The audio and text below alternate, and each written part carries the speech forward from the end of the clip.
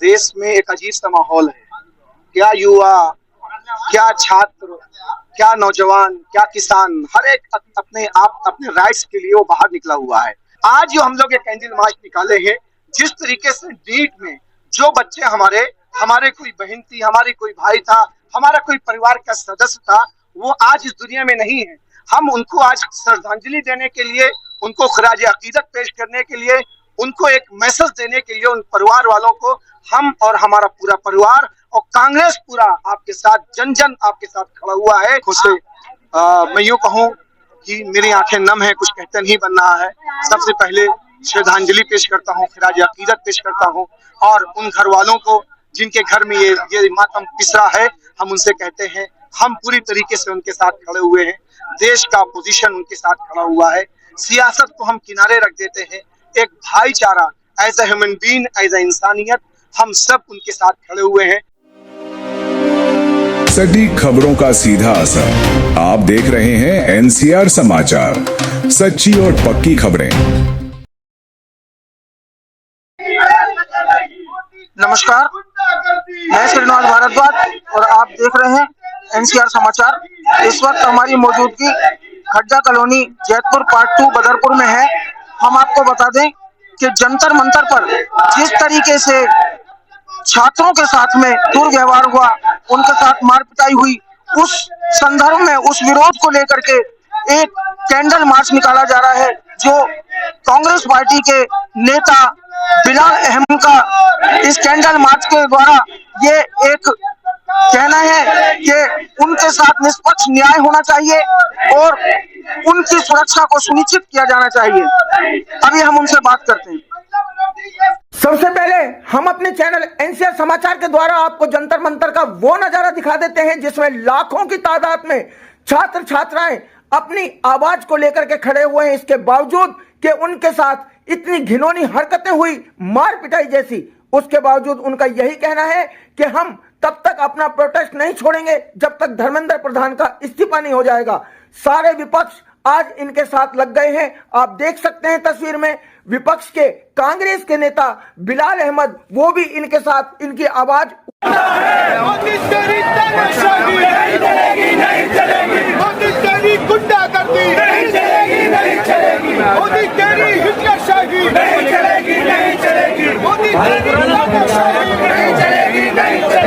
कांग्रेस के नेता बिलाल अहमद हैं, जो हम उनसे भी बात करते हैं कि आखिर देखिए, इस वक्त देश में एक अजीब सा माहौल है।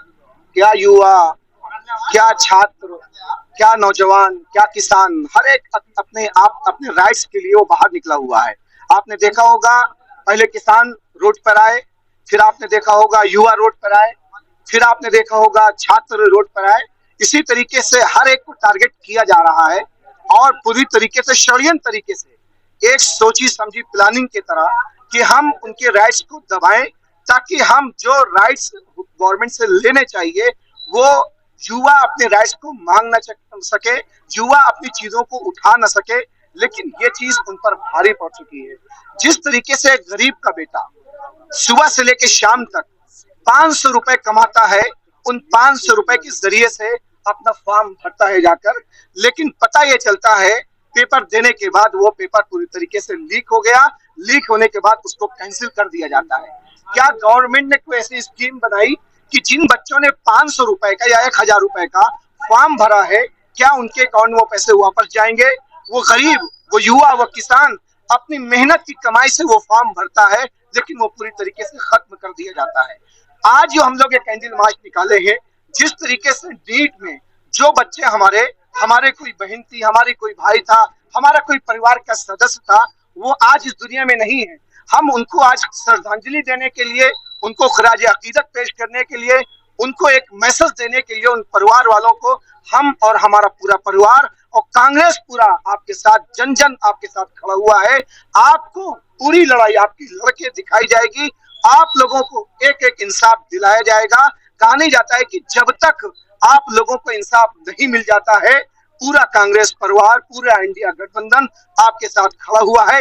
हमारी मांग यही है कि पूरी तरीके से जो मांग हमारी है वो धर्मेंद्र प्रधान जी को इस्तीफा देना चाहिए और लीड पे कोई ना कोई एक ऐसा एसओपी तैयार होना चाहिए। एजुकेशन मिनिस्टर उस पर कोई एसओपी तैयार करे, जो कि नया कोई एजुकेशन मिनिस्टर बने। और प्रधानमंत्री क्योंकि देश के मुखिया हैं और वही इन चीजों को लीड कर रहे हैं, तो उनसे भी निवेदन करना चाहेंगे कि जिस तरीके से आपने कल अपने अपने अपने पार्टी के लोगों को मेदांता हॉस्पिटल में भेजा, क्या बच्चों के ऊपर लाठी चलाने से पहले, बच्चों के ऊपर उन बर्बरता से पहले आप उनके साथ बैठ नहीं सकते थे? जिस तरीके से आपने कल एक वीडियो भेजी, वीडियो वायरल करी, क्या उससे पहले आप उनके साथ बैठ नहीं सकते थे? क्या अपनी ताकत के नशे में उन बच्चों को आप डराना चाहते थे, उन बच्चों को आप धमकाना चाहते थे? लेकिन मैं देश के यशस्वी प्रधानमंत्री जी से कहना चाहता हूं, ये देश का युवा है, देश का युवा जाग चुका है, आपकी गीता और भक्ति से डरने वाला नहीं है। ये आप देखिए, ये सब युवा है। आज यहाँ पर हमने खास तौर से युवाओं को बुलाया है, युवाओं की जो भविष्य है उसको सुरक्षा करने के लिए उसको हमने बुलाया है, इसलिए आज युवा यहाँ पर इकट्ठा है। आज नहीं तो कल सरकार जरूर उनसे इस्तीफा लेगी और एजुकेशन के ऊपर कोई ना कोई सिस्टम बनेगा ताकि किसी और बच्चे को आत्महत्या करने पे मजबूर न किया जाए। छात्रों के साथ अन्याय हो रहा है और जो विपक्ष जोर पे है, जो है ये भाजपा की फांसी ले रही है, क्या कहेंगे उसको लेकर के? भाई यही है, जिस तरीके से विपक्ष अभी तक विपक्ष रोड पे उतरा हुआ है। आपने देखा जिस तरीके से एलओपी, लीडर ऑफ अपोजिशन और इंडिया गठबंधन के जितने भी सांसद, उनको जमीन पर लिटरली घसीटा गया है, जमीन पे किस तरीके से घसीटा गया है। लीडर ऑफ अपोजिशन की एक आवाज ऐसी होती है जो पूरे देश में, पूरे वर्ल्ड में सुनी जाती है।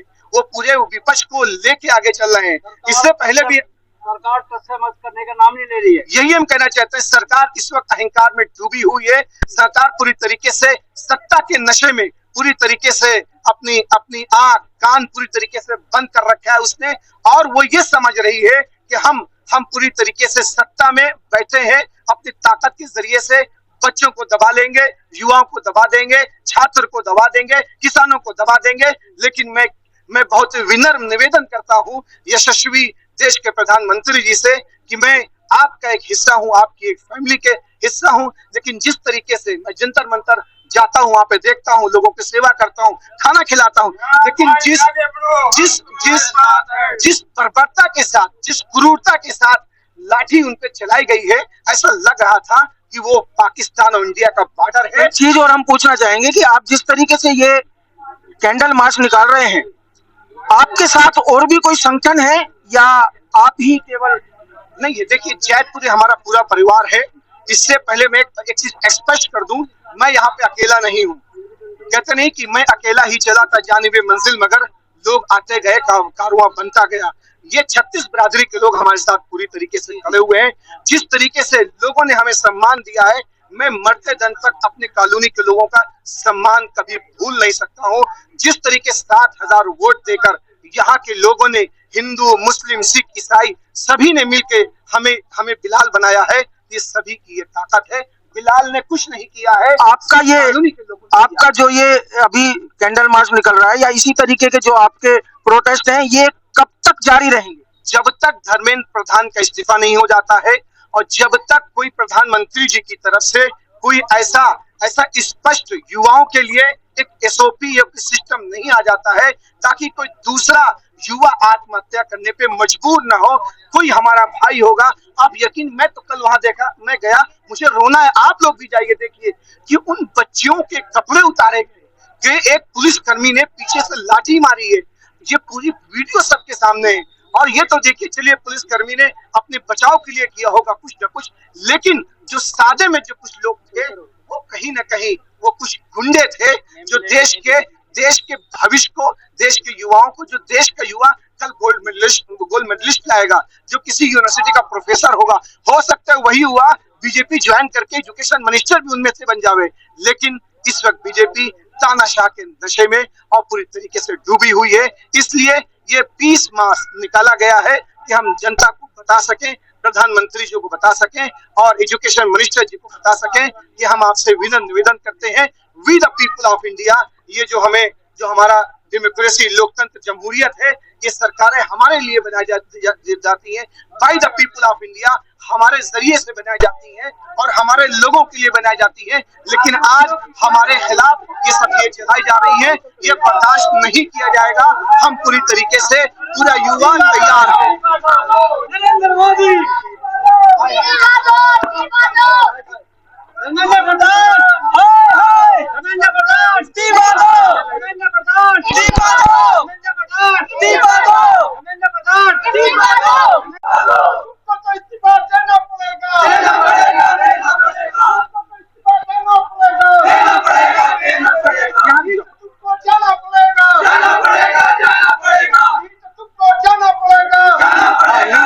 आए दिन जो परेशानियां हो रही हैं और कितना देखा जा रहा है चीजों में, आप क्या करना चाहते हो और इसीलिए आपने कैंडल मार्च किया? देखिए, मैं सीधा प्रधानमंत्री मोदी जी से ये कहना चाहूंगा कि जितनी जल्दी हो धर्मेंद्र प्रधान जी का इस्तीफा दिया जाए।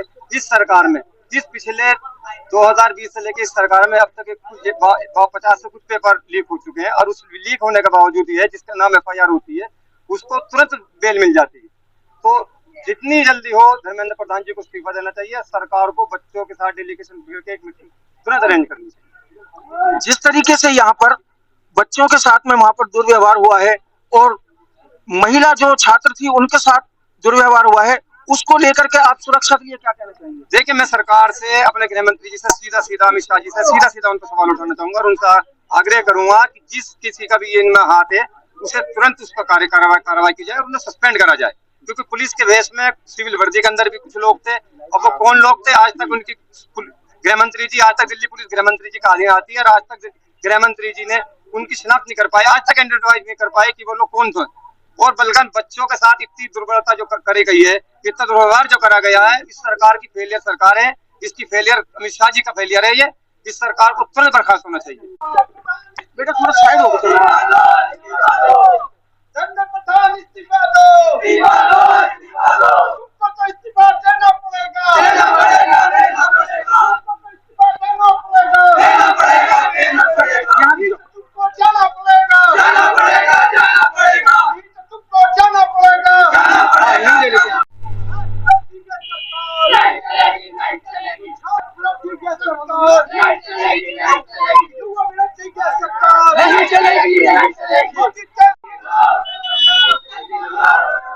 आप देख सकते हैं कि किस तरीके से पूरा पुलिस प्रशासन के साथ में ये जो कैंडल मार्च निकाला जा रहा है और पूरा पुलिस प्रशासन अपनी निगरानी में इस प्रोटेस्ट को शांतिपूर्ण चलाते हुए आप देख सकते हैं।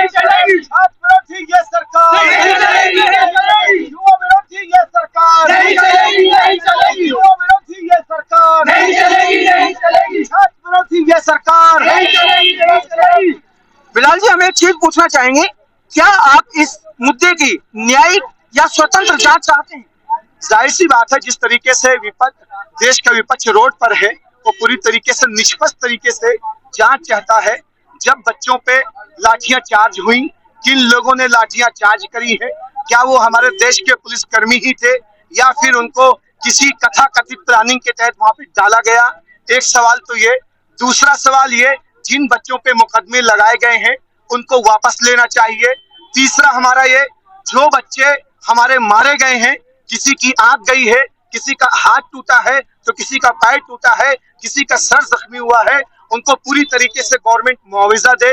और जो बच्चे इस दुनिया से चले गए हैं, हम नम आंखों से उनको श्रद्धांजलि पेश करते हैं, खराज अकीदत पेश करते हैं और उनके पेरेंट्स को, उनके घर वालों को हम पूरी तरीके से खड़े हुए हैं। पूरा कांग्रेस परिवार पूरी तरीके से खड़ा हुआ है, इंडिया गठबंधन पूरी तरीके से खड़ा हुआ है। देश के leader, LOP leader of opposition माननीय राहुल गांधी जी, पूरी तरीके से उनको रोड पे किस तरीके से घसीटा गया है, उनका बयान हो सकता है आपने सुना हो। उन्होंने ये कहा है, मुझे देश के युवाओं की लड़ाई लड़ते लड़ते मुझे घूसा खाने की आदत हो गई है। तो उन्होंने ये बात कह दिया है, अगर मुझे जेल में डाला जाए तो हम जेल में जाने के लिए तैयार हैं। अगर हमें कोई कहीं पे कुछ करना पड़े तो हम पूरी तरीके से तैयार हैं, हम उनके साथ पूरी तरीके से खड़े हुए हैं। क्या आप इस मुद्दे पर किसी सरकारी अधिकारी या किसी संस्था की एक जवाबदेही तय करना चाहेंगे? जाहिर सी बात है, जो सबसे बड़े हमारे एजुकेशन मिनिस्टर हैं, वो आकर इसका जवाब दें। आखिर बार बार पेपर लीक क्यों हो रहा है? देश के प्रधानमंत्री जिस तरीके से एक हफ्ते के बाद वो आते हैं और फेसबुक के जरिए से, ट्विटर के जरिए से, इंस्टाग्राम के जरिए से 2-4 मिनट का लाइव आते हैं, बताते हैं, क्या उससे पहले वो नहीं आ सकते थे?